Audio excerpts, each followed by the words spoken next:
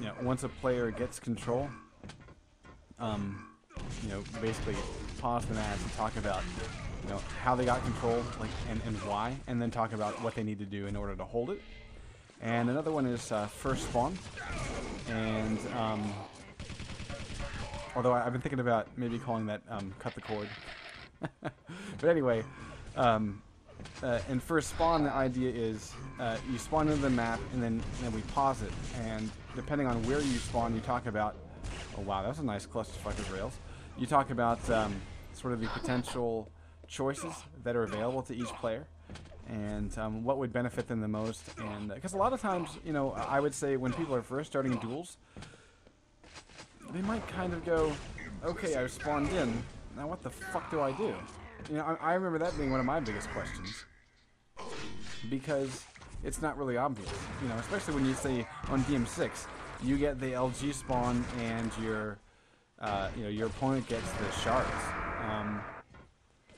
You know, that can be a really weird one. Or worse, you get the stairway spawn, and your opponent gets the shard hallway. You know, and then it's basically a mad dash to the LG, and whatever poor bastard gets there last gets a nice big electric colonoscopy. So, you know, there are all kinds of interesting questions that come up, and I really love sort of dissecting the metagame of Quake Live, because there's just so much that goes into it. Yes, you do.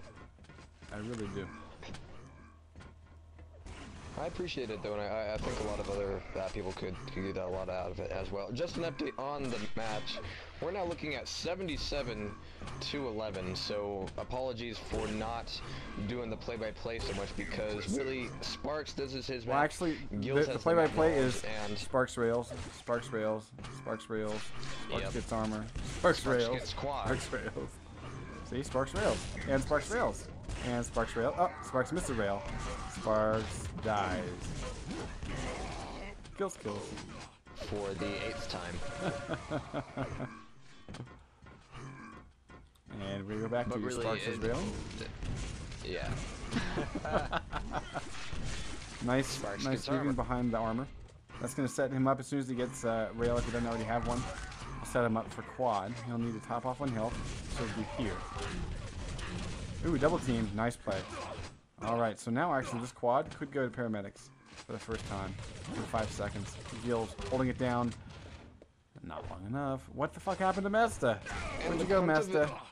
Oh, Mesta, you and your monster stack. Aww. That's a quad killer, baby. Oh man, that's some funny shit. I just switched over to it too. And really, the cunt of it is that this is a map that you can't pick up just by playing once or twice. This is one of the more complex maps as far as playing TDM or duel goes, and really just jumping into this head first really isn't something you want to do, especially against Sparks. Yeah, speaking of Sparks and accuracies, I see on IRC they want some, so 51% of a rail and 29% LG. I actually expect that rail to be a little bit stronger, but I guess maybe he's just been using it so much he's missed a few. Let's take a look at his teammate. Gills, still sitting strong. Yeah, that's the second time that Gills has managed 60% or above on rail, so very solid there. That's the half and half for rail, but you know, that's probably because he's only able to use whatever weapons he gets for a very short time. I've been seeing Gills play the backup support position to Sparks fairly often. Oh, Sparks killed himself. But that played very well in DM6. Obviously not enough, but in the next map, that kind of strong support position could definitely play into it, especially if it's a map like Almost Lost. So we'll see what that is.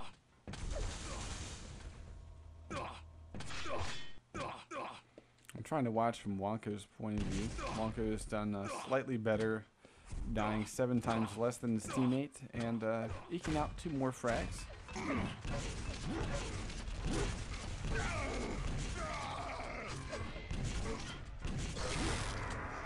And Mesta Mesta gets needs catapulted to go find his teammate. into that Kill him. quad. Come on, Wonko. Where are you? What? Mesta's looking for him. Come on. Where are you? Gotta get the TK. Where's anybody? There we go. There we go. They're both over in LG. But he's gonna die here. Oh, lucky.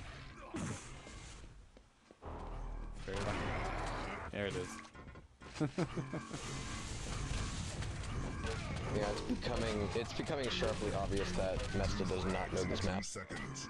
Excellent. And that's costly. That's just epically costly. So 92 and 23 is the current score, and then I'll just come out and say it. I wish this was a 15-minute round. I think that paramedics wish they were too, because right now there aren't enough P-pans and you know, adult diapers to handle what's going on with these guys.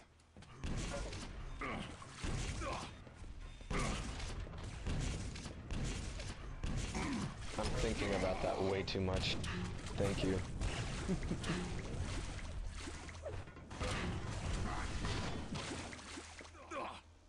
Well, nice little double team with the red armor, but I don't think it's going to be very fruitful. Let's see. Because Mesta's like, I have no idea where to go. I don't know where people are going to come at me. I have no idea what's going on. I really hope Notra's watching tonight.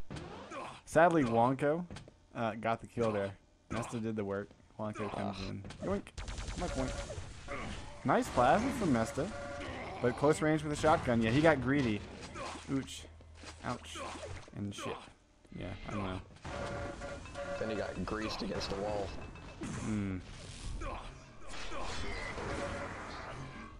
Yeah, this is the first time we've seen Gills with the quad. I think most of them have gone to Sparks, and then a couple to the paramedics.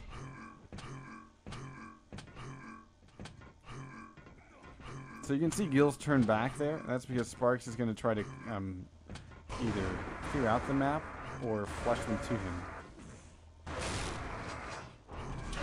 And it's just within reload time. I think Gills is just having fun at this point, and I suspect that Sparks just like either chatted him in vent or just used a team bind going, oh, by the way, Mega's up, and so Gills just did the 180 there. Oh yeah, cool. I suppose I better get that.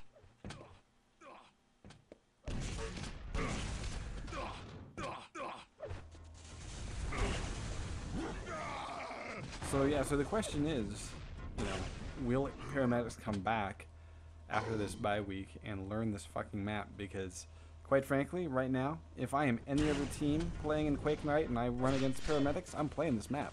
Just think about it. It's a free win. Yeah.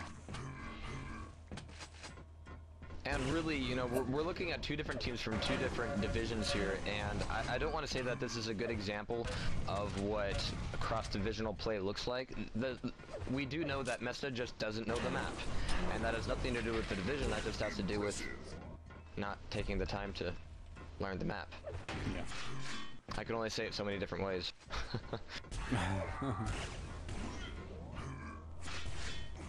Sparks getting his balls shut off by Wonko. That was a good 3 or 4 rails in a row. Almost in a row. But at this point, I don't really see paramedics breaking 50, and A51 has, you know, tripled their score. So. Yeah. Nice ballsy move by Wonko. He almost got away too. He did land a rail. Oh my goodness! Fantastic shot by Gills. Paying the price. That's one of the BT Dubs shots. Yeah, you gotta get a rail, or die trying.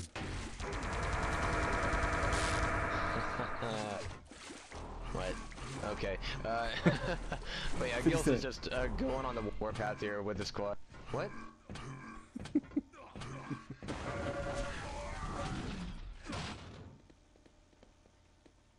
Never mind. I guess you don't watch Okay. Boondocks.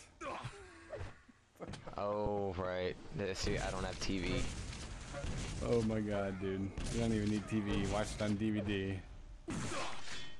All right. Yes, Boondocks But yeah, is one of the best. this is what we're left with in the map. I mean, really, we could just sum it up by saying it's 111 to 41.